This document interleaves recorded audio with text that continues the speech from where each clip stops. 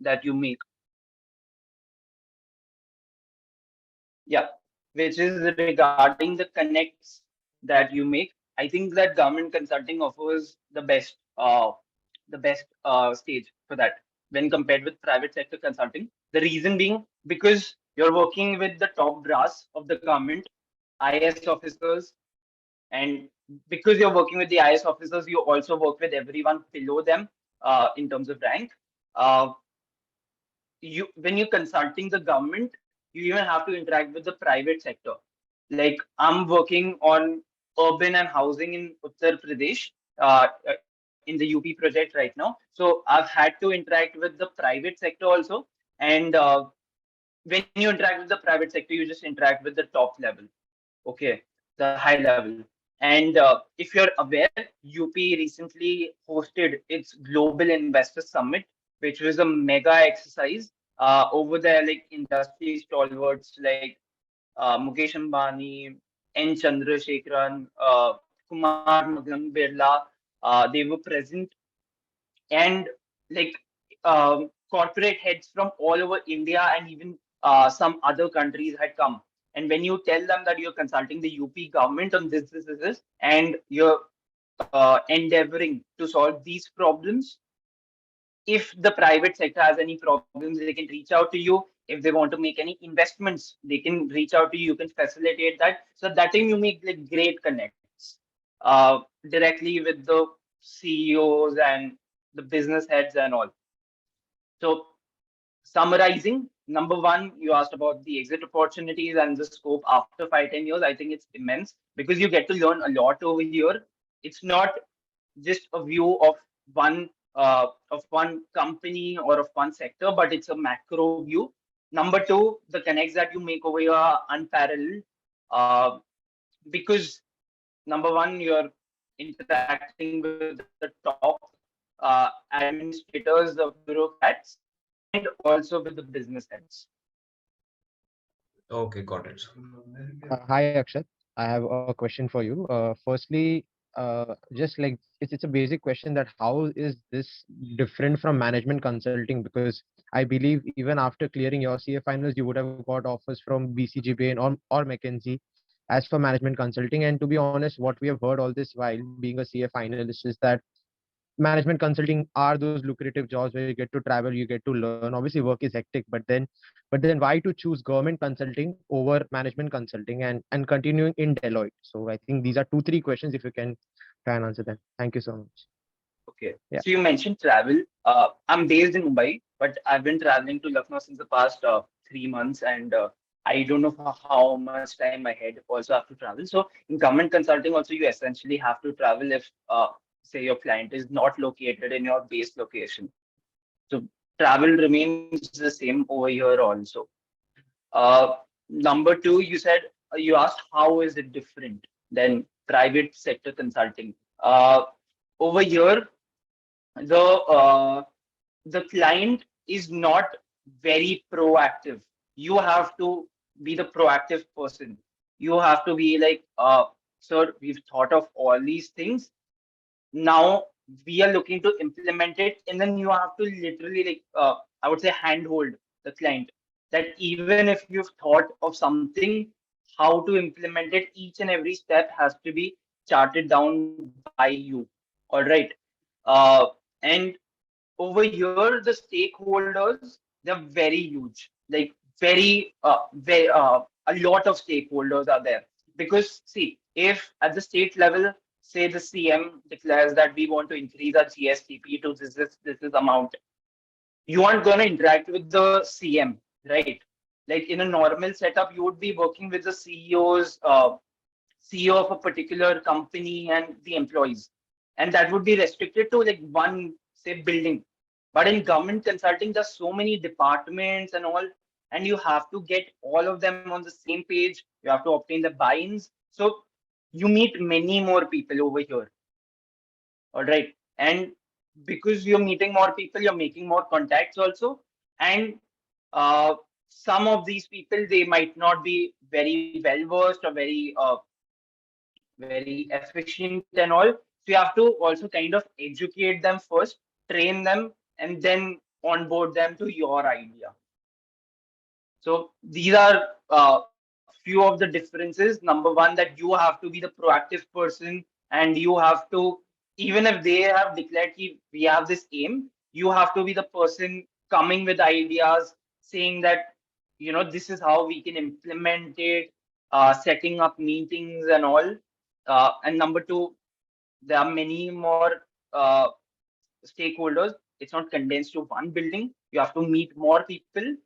Also, over here in government consulting, sometimes the demands of the client can be very, like, random. They can be, because in government consulting, uh, happens that, say, if you've been appointed for, say, one job, the client might expect you to do some other job also, which is ancillary to it, which essentially wasn't in your scope. So essentially get to learn also more, but sometimes the demands can be quite spontaneous. But having said that, the kind of people and the number of people that you meet at government consulting, that is unmatched. So, like any particular brownie point that made you choose it over management consult? Just to be asking that. Yeah. So see, management consulting, you would be solving a problem of a company. You would be making Reliance richer. Over here, you're solving the problem of an economy. You're solving the problem in Uttar Pradesh. You're solving the problem of 25 crore people. That.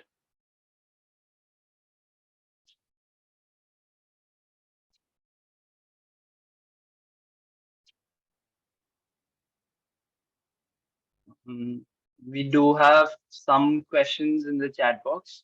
Is there any difficulty that you have faced in this field of work? Definitely, like, difficulties are a part of this. In terms of difficulty, firstly, you have to be the proactive person.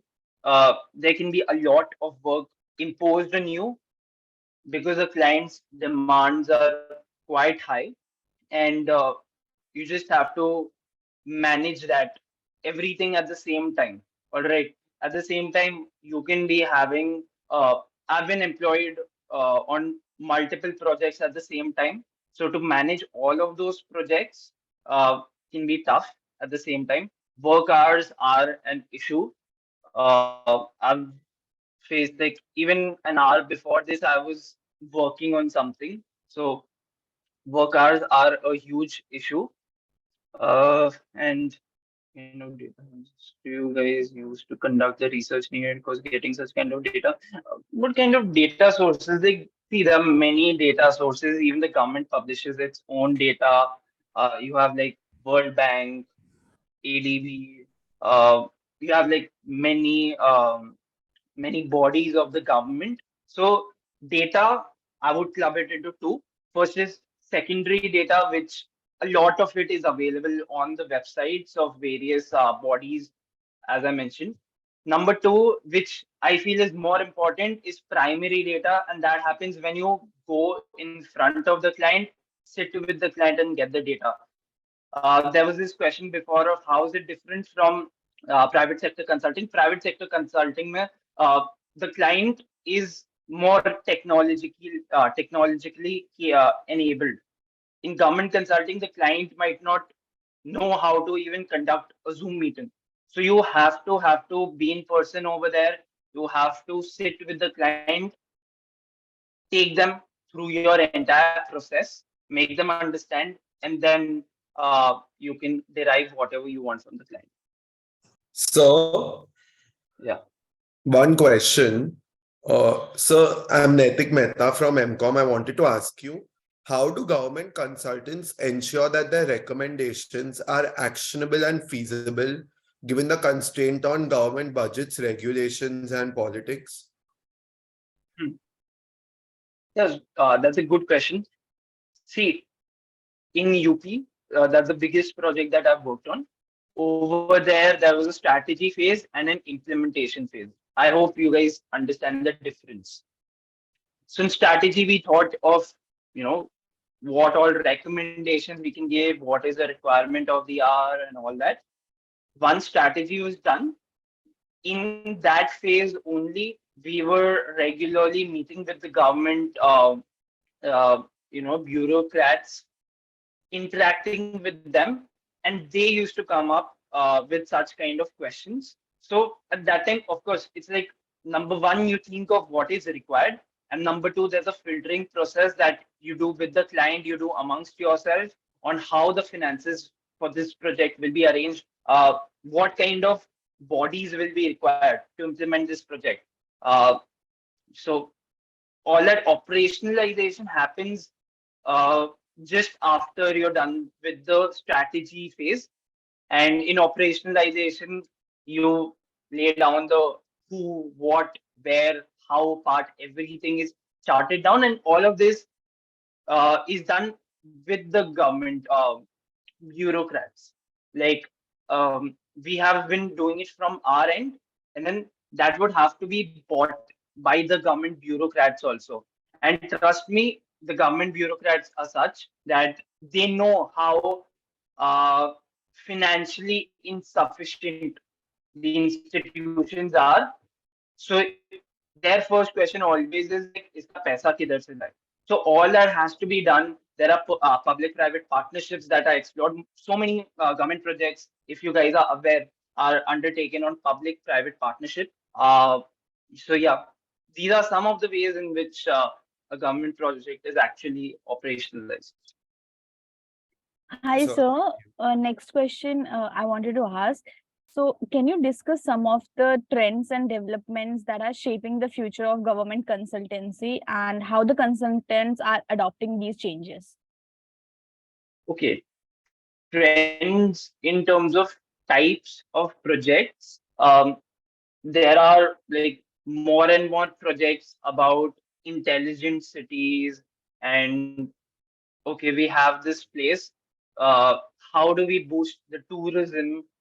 Climate related projects are there. Recently, Mumbai metropolitan region has floated tenders for a climate action plan for Mumbai city, because Mumbai city, uh, they say that by 2050 some portion of it can drown and etc. So climate is an important topic going ahead. Tourism, every city, every state now wants to leverage its city assets. Just give me a minute. Wants to leverage its city assets and develop that tourism thing.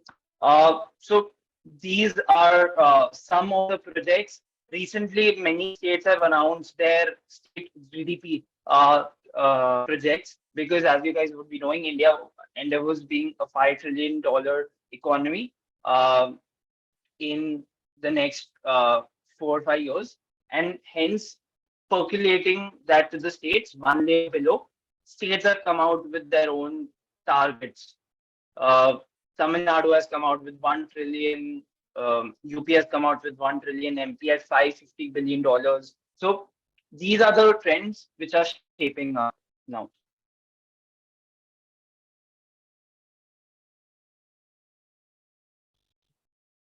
Thank you so much, sir.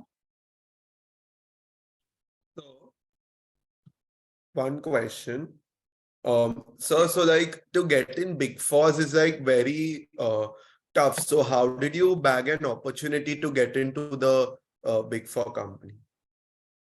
Okay, this question is regarding articleship or consulting.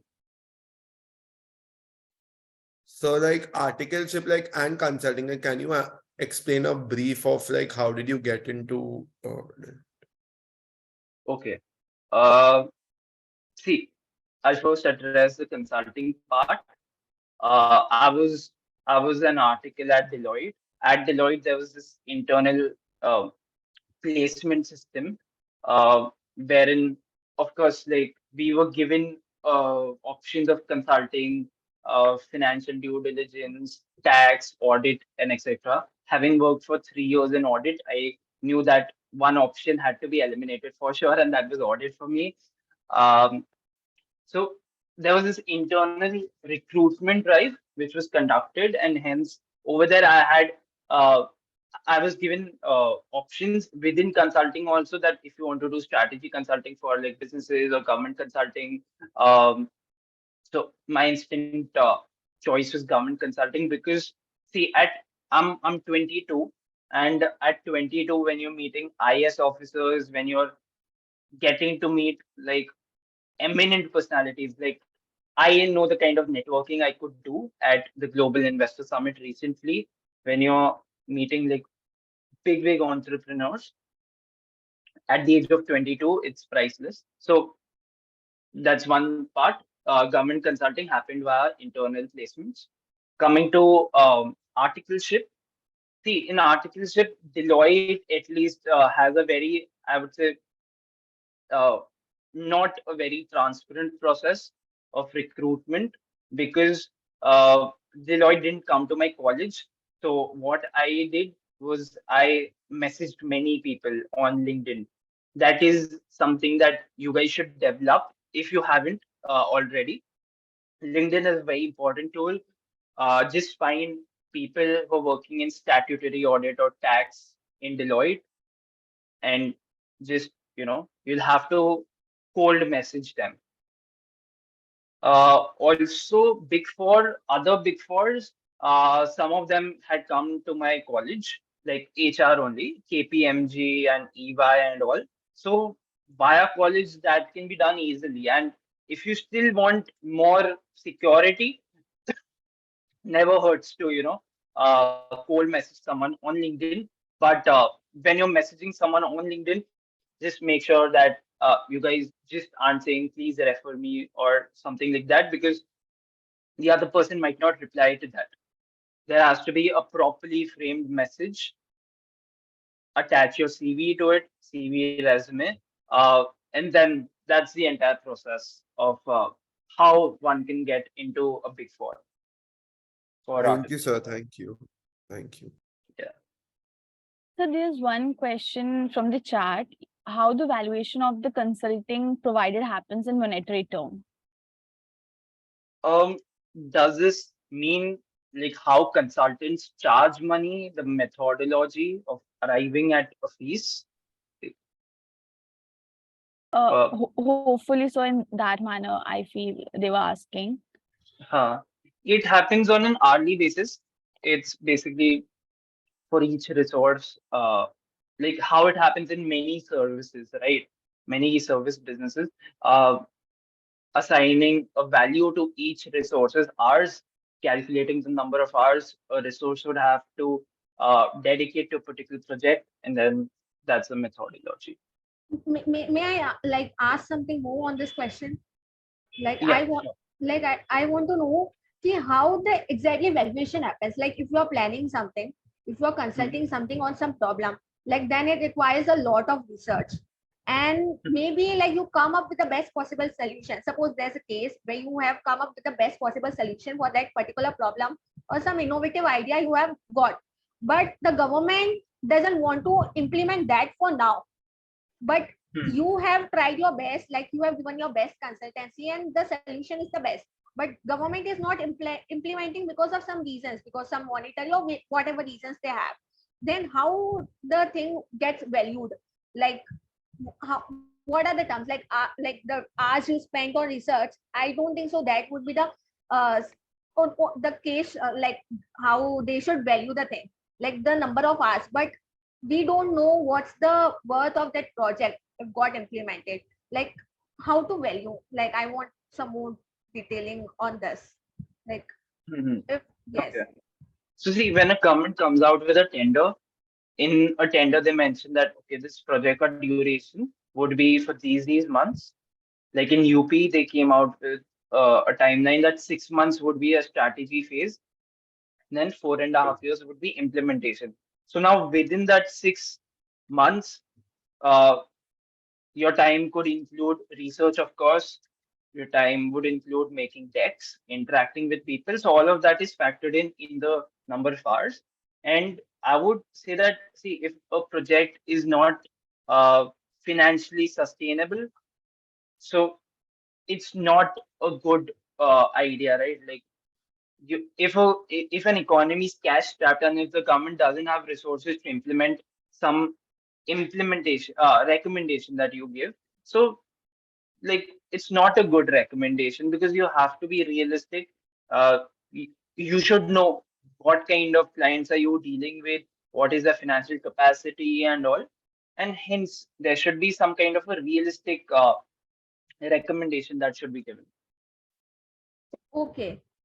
But if like the plan is realistic, but if government is not accepting, because even they found it realistic, but they are saying like they are not ready to do it now.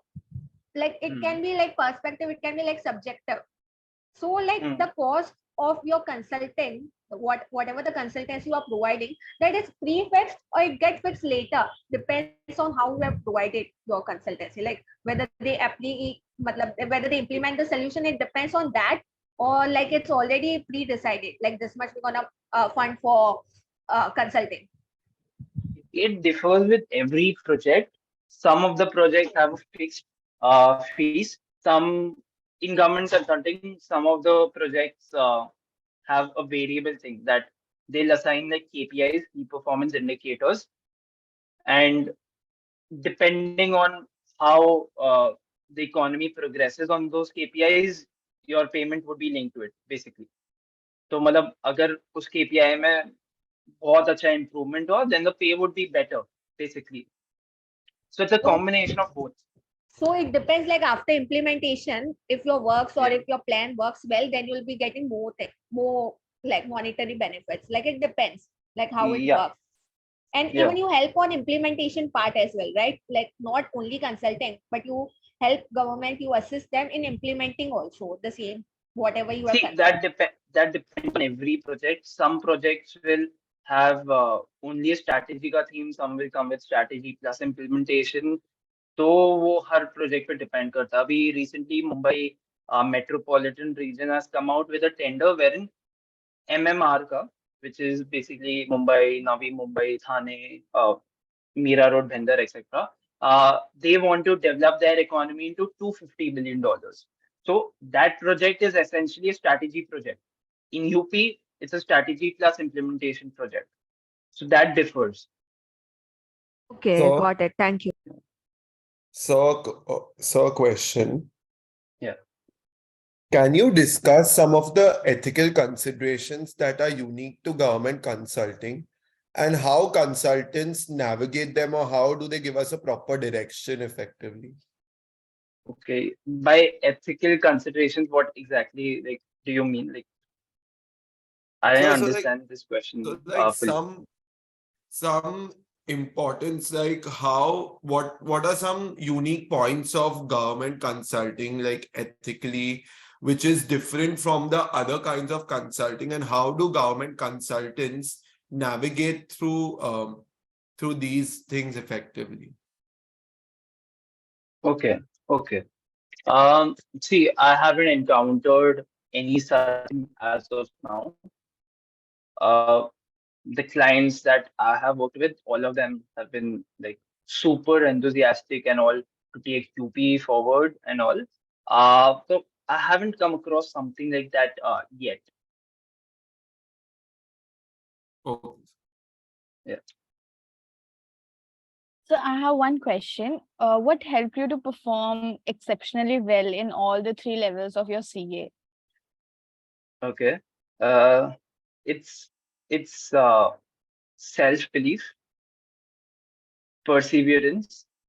Uh, Perseverance means that even if say I scored a 40 on 100 in one of my mock exams, I wasn't underconfident. I remember, okay, we are shifting slowly to CA, but I'll answer this question.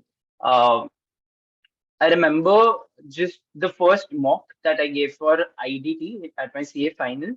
I got like a 44 on 100, and when I saw the answer sheet, so my first reaction to 44 on 100 was I just burst out of laughter because I was like, ऐसा कैसे हो सकता है?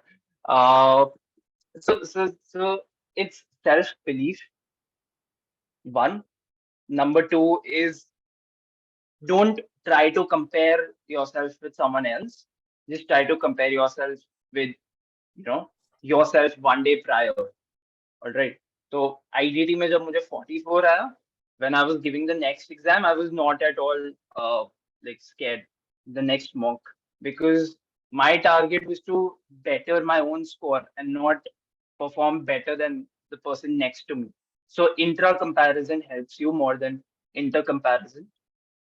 And I would say there should be a combination of enjoyment plus studying. Like in final CA, I've seen people who've enjoyed thoroughly. Uh, so like they study only in the last 6 months of their exams and basically in the study leave, and their tuitions are all over the place. That doesn't help. I've seen people who've been very dedicated to studies right after inter CA for the final, and then they ultimately burned out. So you have to balance both as per your own, as per what you feel is best for you. I had balanced it in the sense that for the first 18 months after my CA inter, I I just didn't study much. Okay, I I'm a big cricket fan. I did all sorts of other stuff. But in the last 18 months, I knew that this is okay, my CA exam, CA final exam. So even if my work ended at 11 p.m., I sleep by 12:30. So I still had an hour in the night. So I used to utilize that, wake up in the morning early, utilize hours before your article shift. So it's dedication, and you should know that you're basically doing this for yourself and not for someone else. So that internal motivation has to be there. And many people find motivation externally. Even I did that. There's nothing wrong in it, going on YouTube and writing motivation videos. There'll be ample motivation videos, even specific to CA. What I did in addition to that was, uh, I wrote down why I'm doing CA, why this means so much to me, and I just stuck it on a paper in front of, on a wall in front of me. So that just helped me sail through the study. These are some of the points. Thank you so much, sir.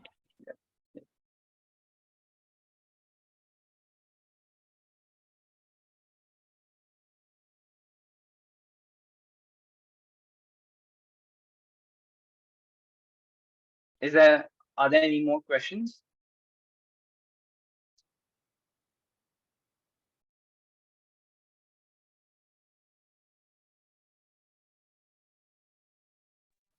No, sir, I feel this much were the only questions. If I- there would be any, then we can get them forwarded to you.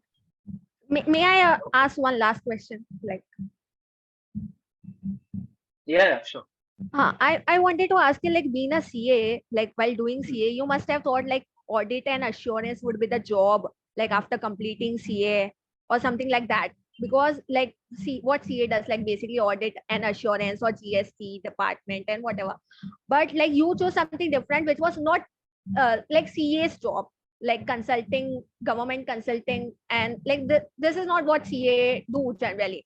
You like changed your field, like after completing CA you are something in consulting thing, like this is something different. So like when you joined this, like how you thought, like how you made your mind, like I have, like this would be the thing I can do better than audit and assurance and whatever the CA does. So like how you fixed your mind, like this is something what I want to do, like you did your internship, then like you were knowing like this kind of roles are there, and like I hope you got the question. Hmm. Hmm. So see, this was during COVID, and there was a similar webinar which was organized. And at that time, I was done with my inter, prepping for final. Um, there were people from like different backgrounds who were speaking, and at that time, one person spoke of consulting, similar to the way I've been speaking this morning, and like it just intrigued me towards itself, because in consulting someone's coming to you with a problem, you're using your brains, and you're solving that problem for the other person. It's a very interesting job. It's not very monotonous also. By that time I was done with 1 year of articleship, and I just didn't see myself doing statutory audit for the rest of my life. Like if someone likes doing statutory audit, then definitely they should, pursue that ahead. But it just wasn't for me to do that ahead also in life. So because of that, I didn't pursue statutory audit. Tax, if I wanted to pursue tax, I would have done it at the articleship level also, right? So that's why even tax is ruled out. And plus, I wanted to do something that, uh, like, something which is not very monotonous, something where I have to use my brain, something which where I get to meet like diverse people.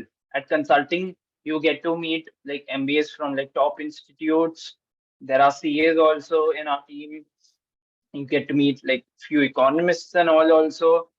That is in addition to the kind of clients that you're interacting with. So it's a very different experience, an experience that I would say pushes you. So that's why I chose consulting. Plus, consulting has very good exit opportunities also, because consulting, investment banking, private equity, these are like the cream of the jobs. And I would say that even if someone's not sure of what they want to do in life, consulting is a good start, because after consulting, you'll have like many more offers and great offers from many organizations. So that's why consulting is a very good start, and hence these were the reasons. Okay, got it. And Yeah. exit opportunities, like you are saying, like you can start your own consulting firm also, company. You can start your own consulting firm. Yesterday, I met a person. Uh, he was in a top consulting firm for 3 years. Now he started his own fund. You can Shark Tank pay. You will have seen someone. There was this guy. The flatheads wala guy. Flatheads, yeah. He was from Bain, if you guys remember. He got very viral. So, and he started his own shoe company, right? So you can start your own startup. You can join private equity, investment banking. Any company like would also be happy to take you. So these are like the diverse opportunities And number available. of opportunities you have. Yeah, Like, yeah, yeah. yeah, Yeah, got that it. guy, his name is Ganesh Balakrishnan. If you guys haven't heard of him, you guys should just Google. Okay, Yeah. Okay, I think we are done with the Q&A session and the interactive session, I would like to say. Should we bring this to an end note? Apan? Yes, Disha, sure. Good morning, everyone. I would like to thank Mr. Akshat for taking his time out of his busy schedule and talking to us on government consultancy and sharing his view. I would also like to thank our principal ma'am, Jasbir ma'am and Dharti ma'am for guiding us in organizing this informative webinar.